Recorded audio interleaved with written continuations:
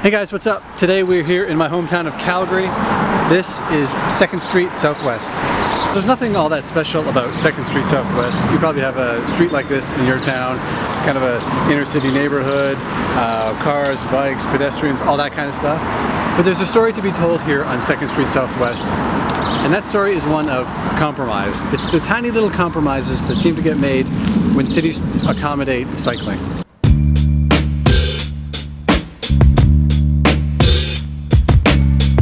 So 2nd Street is a pretty busy road. It's got all kinds of things, right? It's got parked cars, it's got a lot of traffic, it's got these symbols down here. These are sharo symbols, which means shared right of way, which kind of encourages cyclists like these guys to use the road.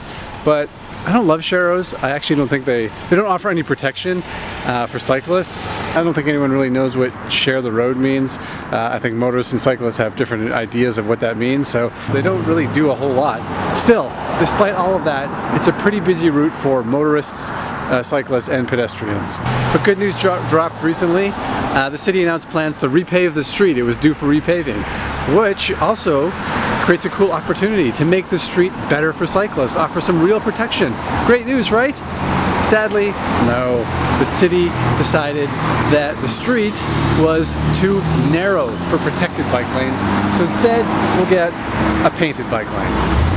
A painted bike lane? Really? I mean, painted bike lanes are better than nothing, but not much. Lots of studies that show that unless you're a truly confident cyclist, you're not even going to use painted bike lanes. Well, look how wide this street is. No room for a separated bike lane? Okay, remember that. Here comes part 2 of the story. We're gonna go for a little walk now. Come with me for part 2 of the story. This is 5th Street, just a couple of blocks over from where we were before. A parallel street, but a much different kind of street. 5th Street has a separated bike lane, part of the network here in Calgary. As you can see, it's safe and easy. I'm protected from the cars beside me, and this is the kind of thing that encourages people to ride. But check this out. This isn't perfect. There's a problem.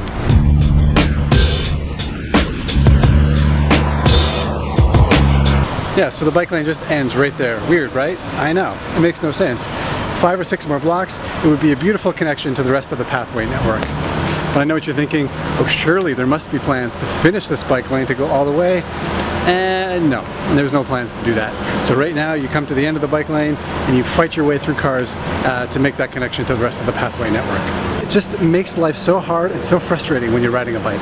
I think that little compromise is part of what annoys me so much about what's happening on 2nd Street, which we talked about earlier.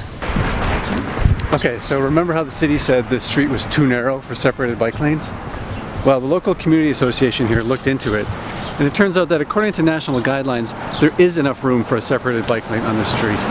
But the city still said no because they want to save room for buses. But here's the thing, there are no buses on this street, and there are no plans to add a bus route to the street. So in other words, cyclists are not being accommodated because they want to save room for the potential, possibly maybe, of someday perhaps adding a bus route to this lane. So here we have these 2 parallel routes, basically both going to the same place, and both have little compromises that make them just bad enough that you don't even want to use them as a cyclist. You know, at the beginning when I said this was a story about cities, this isn't about 2nd Street, this isn't about 5th Street, this isn't even about Calgary. This is about these little compromises that happen in cities all over the place that make life difficult for cyclists. You know, I understand how these things happen. Streets are busy places, there's lots of compromises that have to be made, there's lots of demands on them. I don't even doubt the genuine interest in the city in accommodating cyclists. But I think too often we accept these little compromises and we fail to see the bigger picture. The good news is that I checked with the community association recently, and they've had talks with City Hall about the potential for a better bike lane on 2nd Street, and things are looking good. So I'm holding out hope that things will get better. Thanks for watching. See you next time. Please like and subscribe down below.